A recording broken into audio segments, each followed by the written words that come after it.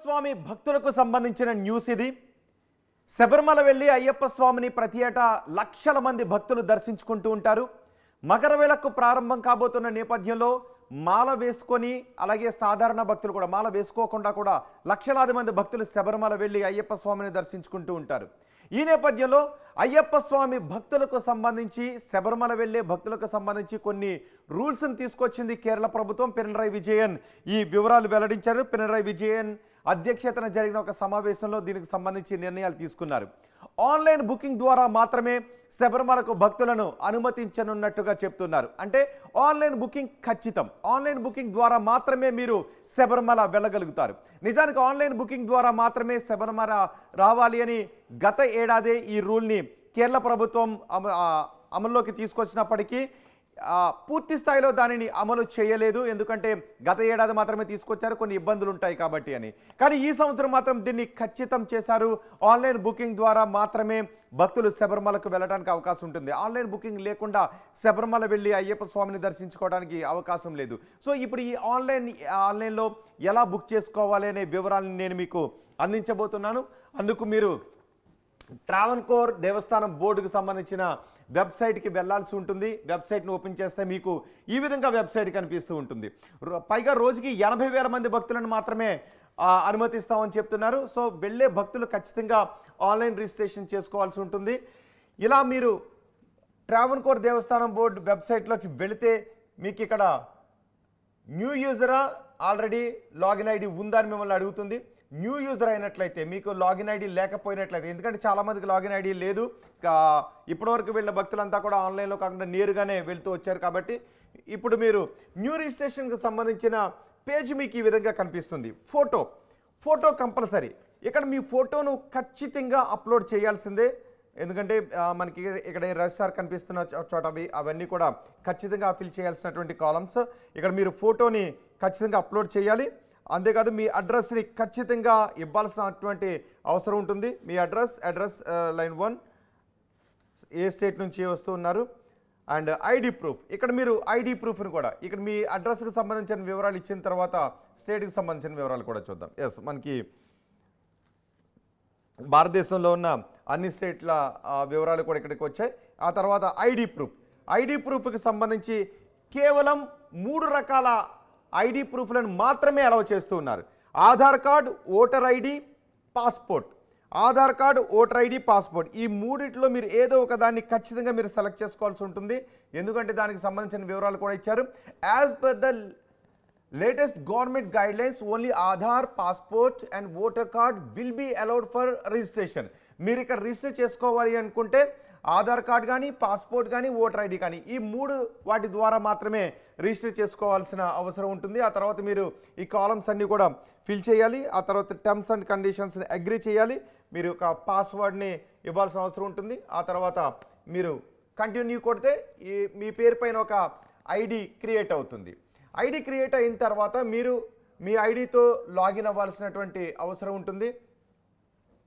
మీరు ఆల్రెడీ ఐడిని క్రియేట్ చేసుకుంటారు కాబట్టి ఈమెయిల్ ఐడి, మొబైల్ నెంబర్, మీరు ఈమెయిల్ ఐడి ఇచ్చి కానీ మొబైల్ నెంబర్ ఇచ్చి 2 కూడా క్రియేట్ చేసుకోవచ్చు. ఆ రెండిట్లో మీరు ఏదైనా ఇక్కడ ఎంటర్ చేయొచ్చు. మీ పాస్వర్డ్ని ఇక్కడ ఎంటర్ చేసినట్లయితే మీరు పేజ్లోకి లాగిన్ అవుతారు.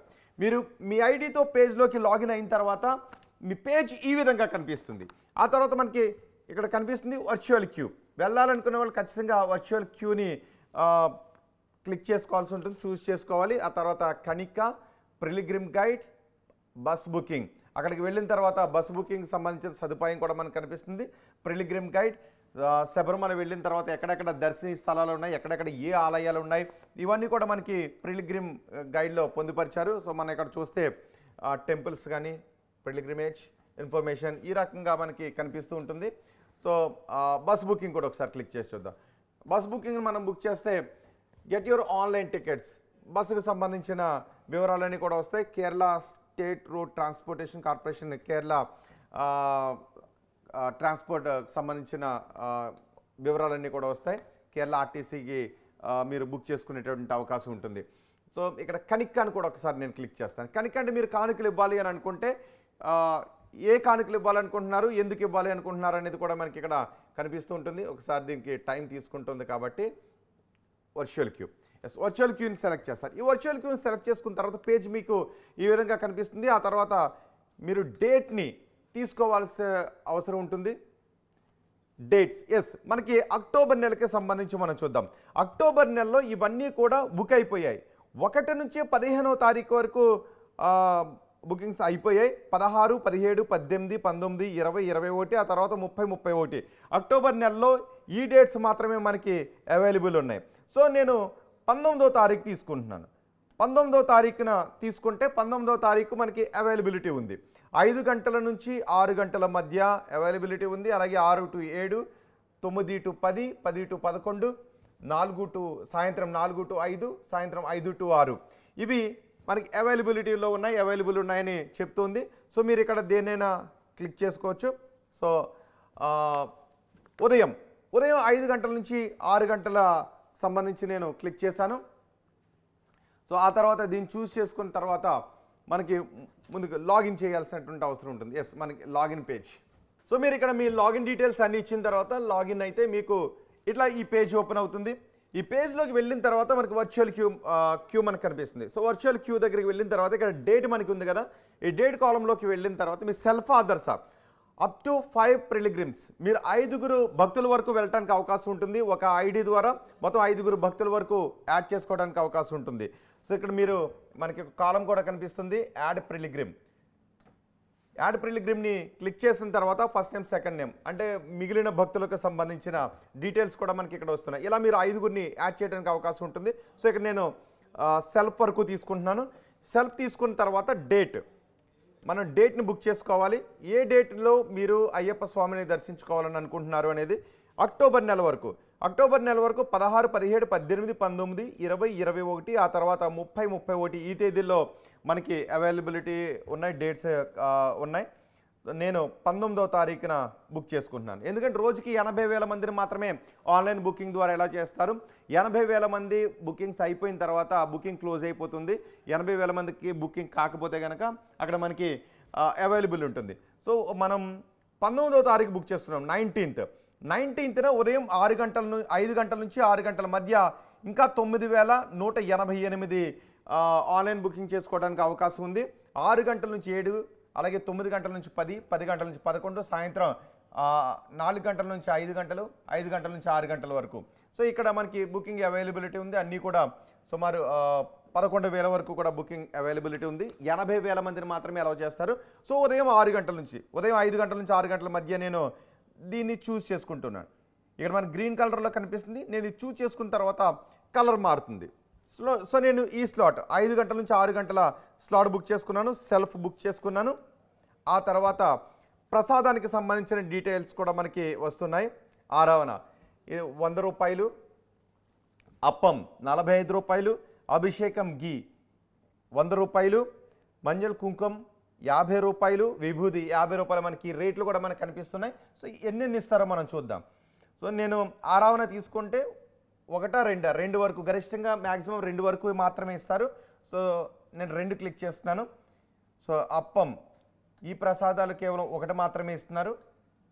సో ఈ ప్రసాదాలన్నీ కూడా నేను క్లిక్ చేస్తున్నాను, చూస్ చేసుకుంటున్నాను. ఇవన్నీ చూస్ చేసుకున్న తర్వాత మనకి ముందుకు వెళ్ళటానికి అవకాశం వస్తుంది.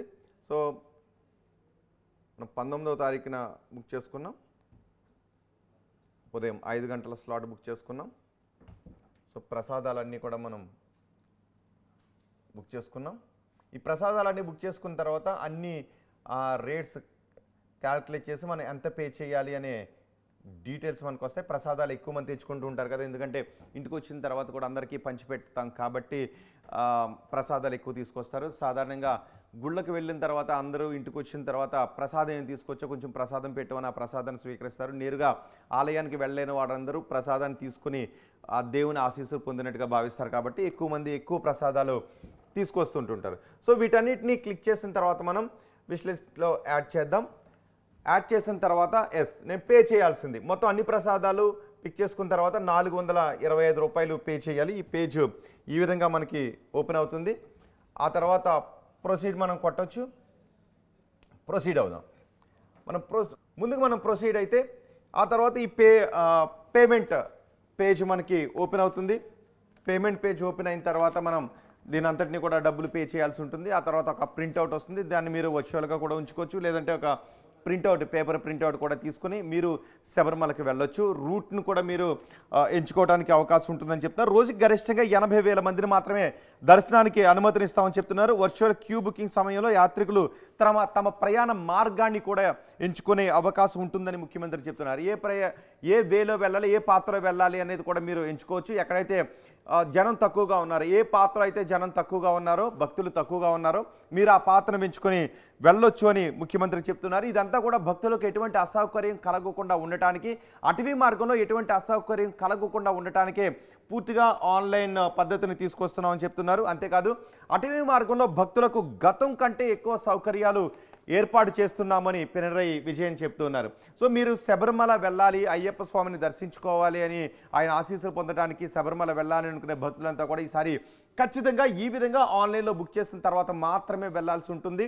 గత ఏడాది ఈ విధానాన్ని అమలులోకి తీసుకొచ్చినప్పటికీ అమలు చేయలేదు, కానీ ఈ సంవత్సరం నుంచి మాత్రం దీన్ని మ్యాండేటరీ చేశారు. ఖచ్చితంగా ఆన్లైన్లో బుక్ చేసుకున్న భక్తులను మాత్రమే శబరిమలలో దర్శనానికి అలౌ చేస్తారు. సో శబరిమలకు ప్లాన్ చేసుకుంటున్న భక్తులు ఈ విధంగా ఐడిని క్రియేట్ చేసుకోండి. ఒక్కొక్క ఐడికి 5 మందిని అలౌ చేసేటువంటి అవకాశం ఉంటుంది. శబరిమల భక్తులందరూ కలిపి ఒక గ్రూప్గా వెళుతూ ఉంటుంటారు కాబట్టి అందరూ బస్సులను బుక్ చేసుకుని, లేకపోతే రైళ్ళు, ఫ్లైట్లో, ఈ మార్గాల ద్వారా ఎక్కువ మంది భక్తులు ఒక టీమ్గా ఏర్పడి భక్త బృందంగా వెళుతూ ఉంటుంటారు కాబట్టి ఒక్కో బృందంలో 5 ఉండేటువంటి అవకాశం ఉంటుంది. ఒక్కొక్క ఐడిలోని 5 ఉండటానికి అవకాశం ఉంటుంది. వీళ్ళంతా ఈ విధంగా ఆన్లైన్లో బుక్ చేసుకుని మాత్రమే శబరిమలకి వెళ్ళి హ్యాపీగా, సురక్షితంగా, భక్తితో దేవుణ్ణి దర్శించుకుని మళ్ళీ తిరిగి వచ్చే విధంగా ఏర్పాట్లు చేయడానికే ఈ ఆన్లైన్ విధానాన్ని తీసుకొచ్చాం. క్యూని తగ్గించడానికి, రష్ను తగ్గించడానికి, అసౌకర్యాన్ని తగ్గించడానికే ఈ విధానాన్ని అమల్లోకి తీసుకొచ్చామని పినరయి విజయన్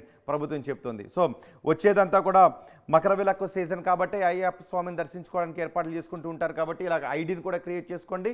ఐడిని క్రియేట్ చేసుకుని ఆన్లైన్లో బుక్ చేసుకుని శబరిమల యాత్ర హాయిగా భక్తితో వెళ్ళిరండి. మరిన్ని వీడియోస్ కోసం ఛానల్ ని సబ్స్క్రైబ్ చేయండి. లేటెస్ట్ అప్డేట్స్ కోసం వాట్సాప్ ఛానల్ ని ఫాలో చేయండి.